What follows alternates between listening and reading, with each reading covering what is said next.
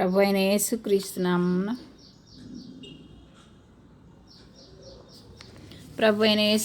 నామమున grace radio ప్రేక్షకులకు ఈ రాత్రి కాలపు శుభములు వందనాలు చెల్లిస్తుంటున్నానండి.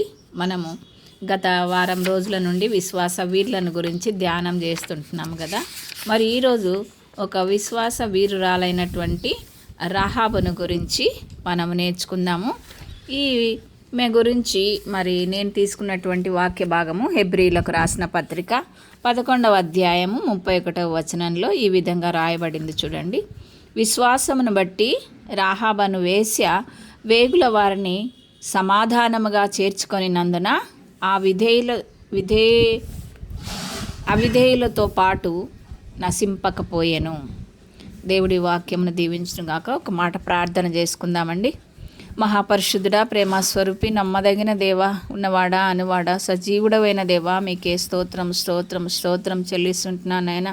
మీ అపారమైన ప్రేమ చేత కృప చేత మమ్మల్ని రక్షించుకున్న దేవా స్తోత్రములు, కాపాడుచున్న దేవా స్తోత్రములు, మీ జీవాన్ని మాలో ఉంచిన దేవా స్తోత్రమునైనా. ఈ లోకంలో క్రైస్తవులమైనటువంటి మేము ఏ విధంగా జీవించవలెనో మీ వాక్యం ద్వారా ప్రతినిత్యం మాతో మాట్లాడుచున్న దేవా స్తోత్రం. విశ్వాస వీరులను గురించి మేము ధ్యానం చేస్తుంటున్నగా అయ్యా, వారిని మాదిరిగా ఉంచుకొని మేము కూడా ఈ లోకంలో విశ్వాసులుగా జీవించుతూ అనేకులను విశ్వాసులుగా తీర్చిదిద్దటానికి కృప చూపమని, బలహీనురాలైన నన్ను మరుగుపరచమని, నా నోటి మాటలను మీరు దీవించమని, నైనా నా నోటిని మీ బూరగా వాడుకొనుమని, మీ మహిమార్థమై ఈ యొక్క నైనా వాక్యమును మాతో మాట్లాడి మమ్మల్ని తృప్తిపరచమని, మా అందరికీ వినగల చెవులను గ్రహించగల మనస్సును దయచేయమని కొద్ది ప్రార్థన యేసయ్య శక్తిగల నామమున స్తుతించి ప్రార్థించి పొందుకొని ఉంటున్నాము తండ్రి, ఆమెన్.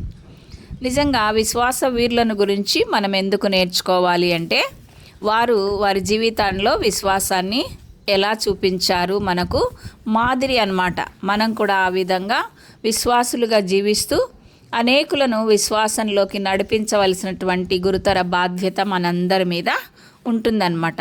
సరే, విశ్వాసం అనగా మనకు తెలుసు కదా. హెబ్రీలకు రాసిన పత్రిక 11వ అధ్యాయం 1వ వచనంలో నిరీక్షింపబడు వాటి యొక్క నిజ స్వరూపమును అదృశ్యమైనవి ఉన్నవనుటకు రుజువునై ఉన్నది అని రాయబడి ఉంది. అంటే మనము కనపడని దాన్ని, రాబోయే దాన్ని నమ్మి ఈ లోకంలో జీవించడమే విశ్వాసం అన్నమాట.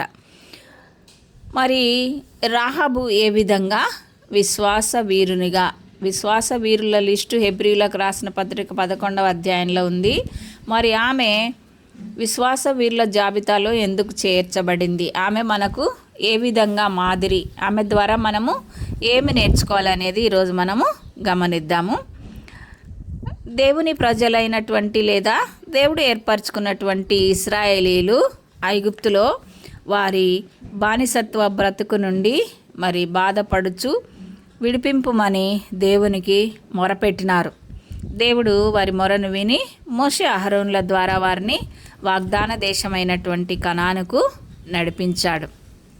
అయితే వారు అవిశ్వాసము, అవిధేయతలు చూపినందువలన 40 దినాల ప్రయాణాన్ని 40 సంవత్సరములుగా దేవుడు కొనసాగించాడు. అవిధేయులందరూ కూడా ఆ అరణ్య మార్గంలో మరణించారు. మరి మోషే కూడా వాగ్దాన దేశానికి చూడలేకపోయాడు. అయితే ఆయన తర్వాత యెహోషువ నాయకత్వంలో వాగ్దాన దేశాన్ని చేరుకోవటానికి మొట్టమొదటిగా వారు ఎరికోను చూసి రమ్మని యెహోషువ వేగుల వారిని ఎరికో పట్టణానికి పంపుతున్నాడు. అక్కడ రాహాబును మనము చూస్తాం. మరి ఆమె విశ్వాసాన్ని చూస్తాం. పరిశుద్ధ గ్రంథంలో అయితే ఈమె ఒక వేశ్య అని యెహోషువ గ్రంథము 2వ అధ్యాయము 1వ వచనంలో రాయబడింది. ఈమె విశ్వాసి అని మనం ఎలా గ్రహించాలో 5 విషయాల ద్వారా మనము పరిశీలిద్దాం. మనం విశ్వాసంలో మనం కూడా స్థిరపడదాం, అనేకులను విశ్వాసంలో స్థిరపరచుదాం. మొట్టమొదటిగా రాహాబు దేవుణ్ణి గూర్చినటువంటి వార్తను వినింది. చూడండి, ఏం వినింది ఆమె? మనం గమనిస్తే యెహోషువ గ్రంథం 2వ అధ్యాయము 10వ వచనంలో ఇలా రాయబడింది: మీరు ఐగుప్తు దేశంలో నుండి వచ్చినప్పుడు మీ ఎదుట యెహోవా ఎర్ర సముద్రపు నీరును ఎలా ఆరిపోజేసెనో, యోర్దాను తీరమునున్న అమోరీయుల 2 రాజులైన సీహోనుకును ఓగుకును మీరేమి చేసిత్రో, అనగా మీరు వారిని ఎలాగూ నిర్మూలం చేసిత్రో ఆ సంగతి మేము వింటిమి అంటుంది. అంటే ఈ మాట రాహాబు ఎవరితో పలుకుతుంది? వేగుల వారితో పలుకుతుంది. ఎవరు ఈ వేగుల వారు? యెహోషువచే మరి 2వ అధ్యాయం 1వ వచనంలో యెరికోను చూడుడని వారితో చెప్పి షిత్తీము నొద్ద నుండి వారిని రహస్యముగా పంపెను. ఆ షిత్తీము అనేది మోయాబు ప్రాంతంలో ఉంది. ప్రస్తుతము వారు కనాను దేశమైన వాగ్దత్త దేశమైన కనానుకు రాకపూర్వము వారు యోర్దానుకు అవతల వైపు ఉన్నటువంటి షిత్తీము దగ్గర ఉన్నారు. మరి యోర్దానుకు యువతల వైపు ఉన్నటువంటి యెరికో కనానుకు అడ్డముగా ఉంటున్నది కాబట్టి ముందు ఆ కనాను మీదుగా యెరికో మీదుగా కనానుకు వెళ్ళవాలనని వారు యెరికోను చూసి రమ్మని వేగుల వారిని యెహోషువ గారు పంపిస్తూ ఉన్నారు. పంపించినప్పుడు వారు మరి రాహాబను వేసే ఇంటికి వచ్చారు. ఆమె రాజైన దావీదుకు పూర్వీకురాలు. ఈ విషయం రూతు గ్రంథము 4వ అధ్యాయం 21వ వచనంలో రాయబడింది. మరి ఇదే విషయం మత్తయి సువార్త 1వ అధ్యాయం 5వ వచనంలో కూడా ఈమె యూదాకు తామారుకు పుట్టిన పెరెసు సంతానముగా రాయబడింది. పెరెసు ఎస్రోమును కనెను, ఎస్రోము ఆరామును కనెను, ఆరాము అమ్మినాదాబును కనెను, అమ్మినాదాబు నయస్సోను కనెను, నయస్సోను సెల్మానును కనెను, సెల్మాను రాహాబునందు బోయజును కనెను, బోయజు రూతునందు ఓబేదును కనెను, ఓబేదు యెషయిను కనెను, యెషయి దావీదును కనెను. సో ఈమె యూదా వంశీకురాలు, మరి దావీదుకు పూర్వీకురాలు. మరి పరిశుద్ధ గ్రంథంలో ఈమె వేశ్య అని రాయబడింది. కానీ వ్యాఖ్యాన గ్రంథంలో మనం గమనించినట్లయితే ఈమె ఒక పూటకూల ఇల్లు నడిపేది అని రాయబడింది. పూటకూల ఇల్లు అంటే ఇప్పుడు మన భాషలో చెప్పుకోవాలంటే లాడ్జ్ అన్నమాట. అంటే అక్కడ మనం స్టే చేయవచ్చు. అందుకే వారు అక్కడికి వెళ్ళినట్టుగా మనం గమనించవచ్చు. అయితే వారితో ఆమె సైన్యములకు అధిపతి అయిన లేక యుద్ధశూరుడైనటువంటి యెహోవా గురించి తాను విన్నదంతయు చెప్తుంది. ఆమె వినింది.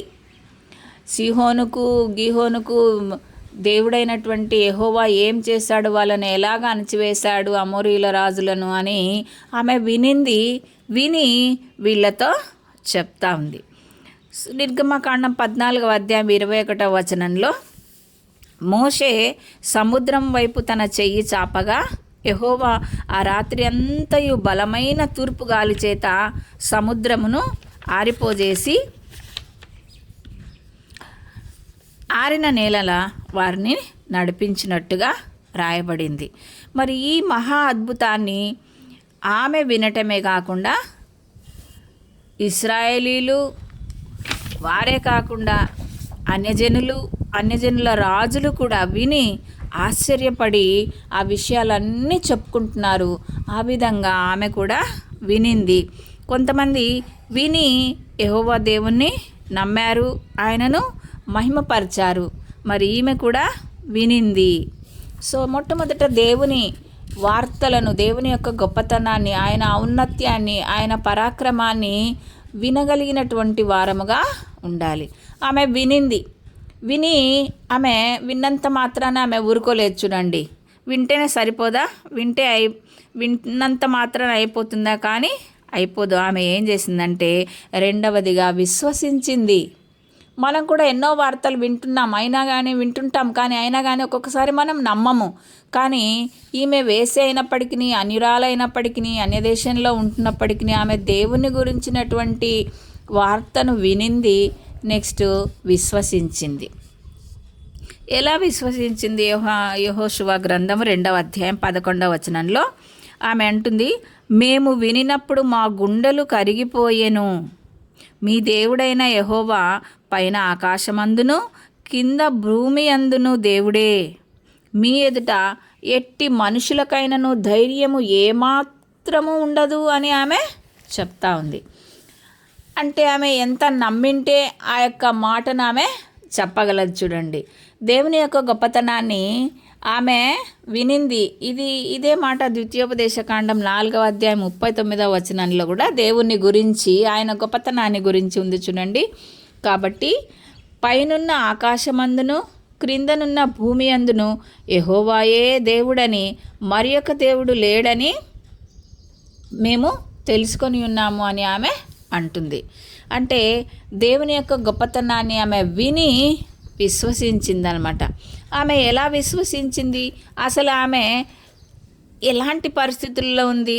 మామూలుగా మనము ఎక్కడ ఉంటే అలాంటి పరిస్థితులకే మనము అలవాటు పడతాం. ఆమె అన్య దేశంలో ఉంది.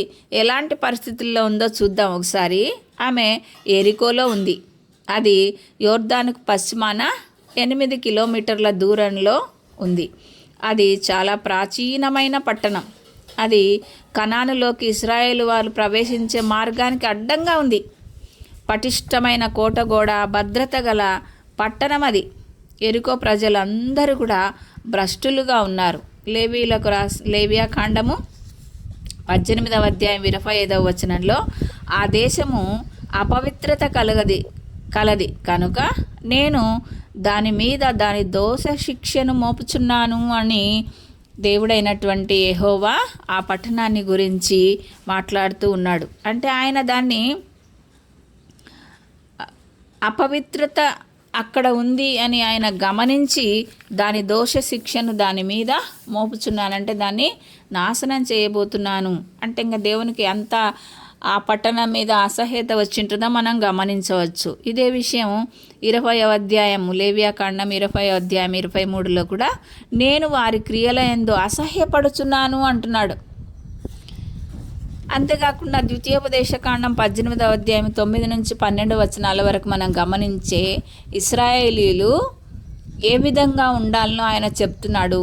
ఆ విధమైనటువంటి అపవిత్రత అంతా కూడా ఎరికోలో ఉంది. చూడండి, అక్కడ మీరు హేయ కృత్యములు చేయుచున్నారు, చేయకుండా ఉండాలి. కుమారులను కుమార్తెలను అగ్నిగుండము దాటించుచున్నారు.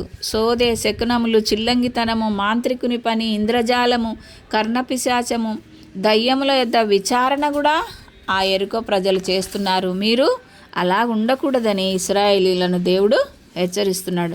సో ఇట్టి అపవిత్రమైనటువంటి కార్యములన్నీ కూడా ఎరికోలో ఉన్నాయి. ఎరికోలో ప్రస్తుతం రాహాబు గారు ఉంటున్నారు. అంటే ఆ పరిస్థితులన్నిట్లలో కూడా ఆమె దేవుని యొక్క గొప్పతనాన్ని గురించి విని విశ్వసించింది. అట్టి పరిస్థితులలో ఆమె ఉన్నప్పుడు నమ్మటానికి ఆస్కారం తక్కువ అయినప్పటికీ ఆమె విశ్వసించింది. సో మొదటిది ఆమె దేవుని గురించినటువంటి వార్త వినింది, దేవుణ్ణి విశ్వసించింది. ఆమె విశ్వాసురాలు ఎలాగో మనము పరిశీలిస్తున్నాం కాబట్టి ఆమె అటువంటి పరిస్థితుల్లో కూడా దేవుని యొక్క గొప్పతనాన్ని విని విశ్వాసం ఉంచింది. తర్వాత మూడవదిగా మనం గమనిస్తే ఆమె విధేయత చూపింది. ఎవరికి? దేవునికి విధేయత చూపింది. ఎలా చూపించిందో గమనిద్దాం. యెహోషువ గ్రంథము 2వ అధ్యాయం 3 నుంచి 6 వరకు మనం గమనిస్తే యెరికో రాజు ఆమె వద్దకు వచ్చి, నీ ఇంట చేరిన ఆ మనుషులను వెలుపలికి తీసుకొని రమ్ము, వారు ఈ దేశమంతటినీ వేగు చూచుటకై వచ్చిరని చెప్పుటకు రాహాబు నొద్దకు మనుషులను పంపగా. రాహాబు ఏమంటుంది చూడండి, ఆ స్త్రీ ఆ 2 మనుషులను తోడుకొని వారిని దాచిపెట్టి ఏమంటుంది, మనుషులు నా యొద్దకు వచ్చిన మాట నిజమే, వారెక్కడ నుండి వచ్చిరో నేను ఎరుగను. చీకటి పడుచుండగా గవిని వేయబడు వేళను ఆ మనుషులు వెలుపలికి వెళ్ళిరి, వారెక్కడికి పోయిరో నేను ఎరుగను. మీరు వారిని శీఘ్రముగా తరిమితిరా, వారిని పట్టుకొందురని చెప్పి ఆమె ఏం చేస్తుంది, తన మిద్దె మీదికి ఆ 2 ఎక్కించి దాని మీద రాసి వేసి ఉన్న జనప కట్టెలో వారిని దాచిపెట్టెను. ఎంత ధైర్యం చేసింది చూడండి ఆమె దేవుని గురించి విని విశ్వసించింది కదా, ఆ విశ్వాసాన్ని క్రియల రూపంలో పెడుతుంది. అంటే వీళ్ళ దేవుడు గొప్పవాడు, వీరిని కాపాడమే కాకుండా మా ఎరికోనంతా స్వాధీనపరుచుకుంటారు కాబట్టి ఆ వేగుల వారిని దాచిపెట్టి వారిని రక్షించి వారి ద్వారా ఆమె రక్షణ పొందాలనుకొని తన క్రియల ద్వారా తన విశ్వాసాన్ని చూపుతుంది. మరి ఎలా తప్పించింది? వారిని జనపకట్టలో దాచిపెట్టింది కదా. దాచిపెట్టినప్పుడు యెహోషువ 2వ అధ్యాయం 15వ వచనంలో ఆమె ఇల్లు పట్టణపు ప్రాకారం మీద ఉండెను. ఆమె ప్రాకారం మీద నివసించినది గనక త్రాడు వేసి కిటికీ ద్వారా వారిని దింపెను. ఆమె ఎంత సాహసం, ఎంత ధైర్యం, ఎంత విశ్వాసం చూపించిందో మనం గమనించాలి. దేవుని ప్రజలైనటువంటి ఆ వేగుల వారిని ఆమె కిటికీ గుండా వారిని కిందికి వదిలిపెట్టిందంట. అందుకనే యాకోబు పత్రిక 2వ అధ్యాయం 25వ వచనంలో ఆమెను గురించి ఒక ప్రశంస రాయబడుతుంది చూడండి. అటువలనే రాహాబను వేశ్య కూడా దూతలను చేర్చుకొని వేరొక మార్గమున వారిని వెలుపలికి పంపివేసినప్పుడు క్రియల మూలముగా విధేయత చూపెను. దేవునికి ఆమె విధేయత ఎలా చూపించిందంటే తన క్రియల మూలముగా. అది యాక్చువల్గా రాజుకు వ్యతిరేకంగా చేస్తుంది. ఆ విషయం రాజుకు తెలిస్తే ఆమెను మరణశిక్షకు గురి చేయవచ్చు, ఎంతటి శిక్షనైనా ఇవ్వచ్చు, ఊరి నుండి వెలివేయవచ్చు. కానీ ఆమె ధైర్యం చేసి తన విశ్వాసాన్ని ఎలా చూపించింది? క్రియల ద్వారా చూపించింది. తన క్రియలు మరి వారిని రక్షించటంలో ఆమె ధైర్య సాహసాలను ప్రదర్శించింది. వేగుల వారిని రక్షించడానికి కావాలని ఆమె అబద్ధమాడింది. ఏకైక నిజదేవుడైన యెహోవా శౌర్య పరాక్రమములపై ఆమెకు విశ్వాసం ఏర్పడింది. బైబిలు ఏం చెప్తుంది? క్రియలు లేని విశ్వాసము మృతమని చెప్తుంది. ఆమె వారిని దాచడం అనే క్రియల ద్వారా తన విశ్వాసాన్ని ఆమె చూపింది. సో మొదటిగా దేవుని గురించి వినింది, దేవుని విశ్వసించింది, దేవునికి విధేయత చూపుతుంది. తన బిడ్డలను రక్షించడం ద్వారా దేవునికి ఆమె విధేయురాలుగా తన క్రియల ద్వారా కనపడుతుంది. 4వదిగా మనం గమనించినట్లయితే ఆమె ఆ పరిస్థితులన్నిటినీ, ఆ ప్రజల యొక్క పరిస్థితిని అంతా కూడా వివరిస్తుంది చూడండి. యెహోషువ గ్రంథం 2వ అధ్యాయం 8 నుంచి 10 వరకు మనం గమనిస్తే, ఆ వేగుల వారు పండుకొనక మునుపు ఆమె వారున్న మిద్దె మీదకి ఎక్కి వారితో ఇట్లా నేను ఆ వేగుల వారికి తమ పరిస్థితిని వివరిస్తుంది. యెహోవా ఈ దేశమును మీకు ఇచ్చుచున్నాడనియు, మీ వలన మాకు భయము పుట్టుచున్నదనియు, మీ భయము వలన ఈ దేశ నివాసులందరికీ ధైర్యము చెడున్నదనియు నేను ఎరుగుదును. ఎరిగినందుకు ఏం చేయాలంట? రాహాబు మాటల వల్ల యెరికో నగర వాసులు మొత్తంగా కనాను వారంతా ఇశ్రాయేలు వారి గురించి ఏమనుకుంటున్నారో వేగుల వారికి అర్థమైంది. మరి యెహోషువ 2వ గ్రంథం 24వ వచనంలో ఆ దేశమంతయు యెహోవా మన చేతికి అప్పగించుచున్నాడు, మన భయము చేత ఆ దేశ నివాసులందరికీ ధైర్యం చెడియున్నదని ఆ యొక్క వేగుల వారు అనుకున్నారు. యెహోషువకు కూడా ఆమె ఇచ్చినటువంటి సమాచారము, ఆమె ఇచ్చినటువంటి వివరణ ప్రోత్సాహపరిచింది. ఆ ప్రజల పరిస్థితి వాళ్లకు కళ్ళకు కట్టినట్టుగా ఆమె వివరిస్తుంది. యాక్చువల్గా అలా వివరిస్తే అదొక పెద్ద నేరం అవుతుంది. కానీ ఆమె దేవుని యందలి విశ్వాసం ద్వారా దేవుని ప్రజలైనటువంటి వేగుల వారికి ఆ దేశ పరిస్థితి అంతా కూడా కళ్ళకు కట్టినట్టుగా వివరించింది. దేవుని గొప్పతనాన్ని గుర్తెరిగిన రాహాబు తన విశ్వాసం ద్వారా ఇశ్రాయేలు వారిని, యెహోషువను ప్రోత్సాహపరిచి తన విశ్వాసాన్ని ఆమె చూపించుకుంది. సో 4 విషయాలు మనం చూసాం. దేవుని గురించి వినింది, దేవుణ్ణి విశ్వసించింది, దేవునికి విధేయత చూపించింది, ఆ పరిస్థితులన్నీ వేగుల వారికి వివరించింది. మరి చివరిగా మనం చూసినట్లయితే 5వ పాయింట్ మనము ఆమె విజయాన్ని పొందింది. ఏం విజయం పొందింది? యెహోషువ గ్రంథం 2వ అధ్యాయం 12 నుంచి 14 వరకు మనం గమనిస్తే, నేను మీకు ఉపకారం చేసి తిని కనుక. ఏం ఉపకారం చేసింది? ఆ యొక్క యెరికో రాజుకు ఆ వేగుల వారు కనపడకుండా ఆమె రహస్యంగా వారిని మిద్దె మీద ఆ జనపకట్టెలో దాచడమే కాకుండా వారిని కిటికీ గుండా విడిపించినందుకు ఆమె ఏమంటుందంటే వారితో, మీరును నా తండ్రి ఇంటికి ఉపకారం చేసి నాకు నిజమైన ఆనవాలునిచ్చి నా తండ్రియు నా తల్లియు నా అన్నదమ్ములను నా అక్క చెల్లెండ్రును వారికి కలిగి ఉన్న వారందరినూ చావకుండా బ్రతుకున్నట్లు దయచేసి యెహోవా తోడని ప్రమాణము చేయుడి అని ఆమె వారిని అడిగింది. వారు కూడా ఆమె చేసినటువంటి సహాయానికి 2వ అధ్యాయం యెహోషువ 2వ అధ్యాయం 15వ వచనంలో మేము ఉపకారం చేసేదమన్నారు. వారు కూడా వాగ్దానం చేసినారు, ప్రమాణం చేసినారు.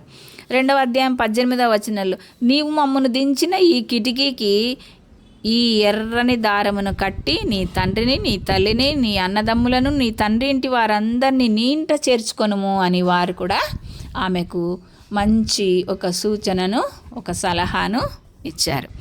అలా దారం కట్టిన ఆ ఇంటిని వారు అక్కడ ప్రవేశించినప్పుడు వారు రక్షించేవారుగా గుర్తుగా ఎర్రని దారాన్ని వారు కట్టమని ఆమెకు సూచించారు.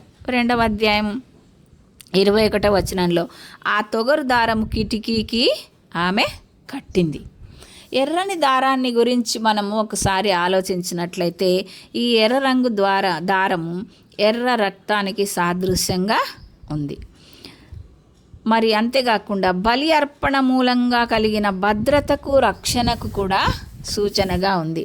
నిర్గమకాండం 12వ అధ్యాయం 7వ వచనంలో ఏమని రాయబడిందంటే, ఈ నెల 14వ దినం వరకు మీరు దానిని ఉంచుకొనవలను. తర్వాత ఇశ్రాయేలీల సమాజపు వారందరూ తమ తమ కూటములలో సాయంకాలమందు దాన్ని చంపి దాని రక్తం కొంచెం తీసి తాము దాని తిని ఇండ్ల ద్వార బంధపు 2 నిలువు కమ్ముల మీదను పై కమ్ముల మీదను చల్లి అని రాయబడింది. అంటే ఇది ఐగుప్తులో ఇశ్రాయేలీలు ఉన్నప్పుడు మోషే అహరోనుల ద్వారా దేవుడు 10 అద్భుతాలను చేస్తున్నప్పుడు చివరి అద్భుతంలో తొలుచూలు సంతానాన్ని మరణానికి గురి చేసేటప్పుడు మరణదూత ఆ ఇంటిని దాటిపోవటానికి వారు ఒక గొర్రెపిల్లను మరి దేవునికి బలిగా అర్పించి ఆ రక్తాన్ని ఆ గుమ్మము నిలువు కమ్మీలకు, అడ్డ కమ్మీలకు పూయాలి అని సెలవిచ్చినట్లుగా. అంటే ఎప్పుడైతే వారు ఆ రక్తాన్ని పూస్తారో తమ గుమ్మాలకు, అప్పుడు మరణదూత ఆ ఇంటి నుండి దాటిపోతుంది, వారికి రక్షణ కలుగుతుంది. సో రక్షణకు, భద్రతకు కారణమైనటువంటి ఆ రక్తానికి సాదృశ్యమైనటువంటి ఈ ఎర్ర రంగు దారాన్ని రాహాబు ఇంటికి కట్టమని వారు సూచించారు. ఈ విషయం 13వ వచనంలో ఉంది, 22వ వచనంలో ఉంది, 23వ వచనంలో ఉంది. నిర్గమకాండము 12వ అధ్యాయంలో ఈ 3 వచనాల్లో కూడా ఈ విషయం రాయబడింది. రక్తాన్ని ప్రతి ఇంటికి పూయాలి, లేకపోతే ప్రయోజనము ఉండదు. మరి రక్తం లేకపోతే మరణదూత ఆ ఇంట్లో కూడా ప్రవేశించి వారిని కూడా నాశనం చేసే అవకాశం ఉంది. ఇది క్రీస్తు మన కోసం చనిపోయాడని నమ్మి రక్షణ కోసం ఆయనపై ఆధారపడడానికి సూచనగా కూడా ఉంది. మనం అలా నమ్మి రక్షణ కోసం ఆయనపై ఆధారపడకపోతే పాపుల కోసం ఆయన కార్చినటువంటి రక్తం ఎవ్వరిని రక్షించలేదు అనేటటువంటిది మనం గమనించాలి. సో ఈ ఎర్ర రంగు దారాన్ని వాళ్ళు కిటికీకి కట్టమన్నారు, ఆమె కట్టింది. మరి ఆమె కుటుంబాన్ని, ఆమె తల్లిని, ఆమె తండ్రిని, ఆమె అన్నలను, అక్క చెల్లెలను, వారి కుటుంబీకులను అందరినీ ఆమె కాపాడుకొనగలిగింది. ఎంతటి విశ్వాసం ఉంది చూడండి రాహాబులో. రాహాబు దేవుని గురించిన వార్త వినింది, విశ్వసించింది, దేవునికి విధేయత చూపింది, ఆ పరిస్థితులన్నిటినీ వేగుల వారికి వివరించింది. చివరికి తన కుటుంబాన్ని కాపాడుకొని ఆమె జీవితంలో విజయాన్ని పొందింది. ఈ 5 అంశాల ద్వారా ఈమె విశ్వాసపరురాలు, విశ్వాస వీరురాలు అని మనం గ్రహించవచ్చు. అయితే ఈమె ద్వారా మనం ఏమి నేర్చుకోవాలి? నిజంగా మనం కూడా ఆ యెరికో లాంటి ప్రదేశమైనటువంటి అన్యజనుల దేశంలో, విగ్రహారాధికుల దేశంలో ఉంటున్నాము. అయితే మనము దేవుని యొక్క సత్యవార్తను, ఆయన జీవవాక్కును మరి వినగలిగేటటువంటి స్థితిలో ఉంటున్నామా? మన జీవన సంబంధమైనటువంటి కార్యక్రమములలో మునిగి మనం దేవుణ్ణి మరచేవారముగా ఉంటున్నామా? ఒక అన్య స్త్రీ, ఒక వేశ్య దేవుని గురించినటువంటి వార్త వినింది. ఇప్పుడు మనకు ఎన్నో చోట్ల దేవుని వాక్యం విత్తబడుతూ ఉంది. సంఘాల్లో విత్తబడుతుంది, సహవాసాల్లో విత్తబడుతుంది, రేడియోల ద్వారా, టీవీల ద్వారా కూడా వాక్యము విత్తబడుతున్నటువంటి వాక్యాన్ని మనం వినేవారముగా ఉండాలి. రాహాబు మొట్టమొదట దేవుని గురించినటువంటి వార్త, ఇజ్రాయేలీలకు ఆయన చేసినటువంటి గొప్ప కార్యములను, ఆయన శూరత్వాన్ని, ఆయన పరాక్రమాన్ని ఆమె వినింది. మనం కూడా వినేవారముగా ఉండాలి. దేవుడు మన పట్ల ఎంత ప్రణాళికను కలిగి ఉన్నాడు, మనల్ని ఏ విధంగా రక్షించుకోవాలనుకుంటున్నాడు, ఆయన తన పరలోక రాజ్యంలోకి మనల్ని తీసుకురావటానికి, మనం పాపులమైనటువంటి మనల్ని ఏ విధంగా ఆయన శుద్ధిపరచాలనుకుంటున్నాడు. యేసుప్రభులు తన ఏకైక కుమారుడైనటువంటి యేసుప్రభులను మన కోసం సిలువలో ఆయన అర్పించి మరి మనల్ని రక్షించుకున్నాడు. తన పరిశుద్ధమైన యవన రక్తం చేత మనల్ని రక్షించుకొని తనతో సమాధానపరుచుకున్నాడు. ఆ వార్తను నువ్వు నేను వినాలి. విన్న తర్వాత మనం దేవుణ్ణి విశ్వసించాలి. మన పట్ల ఆయన ప్రణాళిక ఎంత గొప్పదా! ఒక్కరు నశించుట ఆయనకు ఇష్టం లేదా? ప్రతి ఒక్కరూ పరలోకంలో ప్రవేశింపవలననే ఆయన ఉద్దేశమా అనేది మనము విశ్వసించాలి. విశ్వసించి మనం ఆయనకు విధేయత చూపాలి. ఎలా విధేయత చూపాలి? రాహాబు అయితే వారిని, వేగుల వారిని కాపాడి విధేయత చూపించింది. తన క్రియల ద్వారా ఆమె విశ్వాసిగా రాయబడింది పరిశుద్ధ గ్రంథంలో. మరి మన క్రియలు ఏ విధంగా ఉంటున్నాయి? మన క్రియలు క్రీస్తును ప్రకటించే విధంగా ఉంటున్నాయా? మాదిరికరంగా ఉంటున్నాయా? మనం కూడా అన్యజనులతో పాటు ఆ చిల్లంగితనాన్ని, ఆ యొక్క వివిధ రకములైనటువంటి లోక కార్యాలను మనము చేస్తూ ఉంటున్నామా? వారు జ్యోతిష్యం చెప్పుకోవడాలు ఏంటింటో వాళ్ళ ప్రజల పరిస్థితి అంతా కూడా అలా ఉంటుంది. కానీ దేవుడు క్రైస్తవులమైనటువంటి మనల్ని ప్రత్యేకించుకొని మరి పరిశుద్ధంగా జీవించాలి అని ఆయన ఆశిస్తుంటున్నాడు. మనం అలా విధేయత చూపగలుగుతున్నామా? ఒక్క ఆత్మనైనను రక్షించగలుగుతున్నామా? మనలో ప్రభువును చూడగలుగుతున్నారా? ప్రభువు ఆయనైతే నేను సాత్వికుడను అంటున్నాడు. ఆయన ప్రేమ స్వరూపి, కనికరం కలిగినటువంటి వాడు. ఎంతగానో తనను తాను తగ్గించుకున్నాడు. అలాంటి విధేయత లక్షణము, అలాంటి ప్రేమించే గుణము, దయచూపే గుణము మనలో ఉంటున్నాయా? అలా ఉంటే మన క్రియలు ఏ విధంగా ఉంటాయి? ఇతరులను ఆదుకునేవారిగా, ఇతరులకు సహాయం చేసేవారిగా, ఇతరులను దేవుని వద్దకు నడిపించే వారముగా మనము ఉండాలి. ఆమె తన క్రియల ద్వారా మరి అనేకులను రక్షించడానికి, మరి ఆ యొక్క యెరికోను ఇశ్రాయేలీలు హస్తగతం చేసుకోవటానికి ఆమె కారణభూతురాలైంది. మనం కూడా అనేక మంది అన్యబిడ్డల మధ్య జీవిస్తుండగా జీవము గల దేవుడైనటువంటి మన దేవుణ్ణి వారు గుర్తెరిగినట్లుగా మనము ప్రవర్తించి మన క్రియలను చూపించే వారముగా ఉండాలి. దేవుడు ఏమంటున్నాడు? ఒక చెంప కొడితే ఇంకొక చెంప కూడా చూపించమంటున్నాడు. ఒక అంగి అడిగితే రెండవ అంగి కూడా ఇవ్వమంటున్నాడు. అలాంటి దీన మనస్సు మనం కూడా కలిగి ఉండి మన క్రియల ద్వారా దేవుని ప్రకటించే వారంగా ఉండాలి. దేవుని అందులో విశ్వాసాన్ని ఇతరులకు చూపే వారంగా ఉండాలి. తర్వాత ఆమె వివరించింది ఆ పరిస్థితులను, ఆ దేశ పరిస్థితులను వేగుల వారికి వివరించింది. మరి మనం గమనిస్తుంటున్నాం, ఇలాంటి అన్య దేశంలో, విగ్రహారాధికుల దేశంలో సృష్టికర్త అయినటువంటి దేవుని మరిచి సృష్టమును పూజించేటటువంటి వారికి వారు ఏం చేస్తున్నారో మనం అలా వివరించే వాళ్ళముగా ఉండాలి. వివరించగలిగేటటువంటి పరిస్థితులలో మనము ఉంటున్నామా? ఒక్కరికైనా మరి సువార్త చెప్పగలిగేటటువంటి స్థితిలో మనము ఉంటున్నామా? మనల్ని మనం పరిశీలించుకోవాలి. అలా ఉంటే దేవుడు ఖచ్చితంగా నన్ను, నీ కుటుంబాన్ని, నా కుటుంబాన్ని, మన దేశాన్ని, మన ప్రాంతాన్ని రక్షించేవాడుగా ఉంటున్నాడు. ఆయన సమర్థుడు. కాబట్టి మనం గుర్తెరిగి మన కుటుంబాలను మనము రక్షించుకోవాలి, మన బంధువర్గాన్ని మనము రక్షించుకోవాలి, మనల్ని మనము రక్షించుకోవాలి. మన దేశాన్ని రక్షించుకునే బాధ్యత కూడా దేవుడు మన మీద ఉంచాడు. కాబట్టి రాహాబు ద్వారా మనము ప్రేరేపణ పొంది ఆమె విశ్వాసురాలుగా, ఒక అన్య స్త్రీ, ఒక వేశ్య అయినటువంటి ఆమె, ఒక పూటకూళ్ళ ఇంటి ఆమె అనేకుల రక్షణకు ఏ విధంగా కారణమైందో మనం కూడా ఆ విధంగా రక్షించే వారముగా ఉండి దేవునికి అంగీకార యోగ్యమైనటువంటి జీవితం జీవించాలని ఈమె ద్వారా మరి మనం గ్రహించాలని నన్ను నేను హెచ్చరించుకొంచు, మిమ్మును కూడా హెచ్చరిస్తూ ఈ అవకాశం ఇచ్చినందుకు వందనాలు చెల్లిస్తూ ముగిస్తుంటున్నాను. దేవుడి మాటలను దీవించునుగాక. ఆమెన్.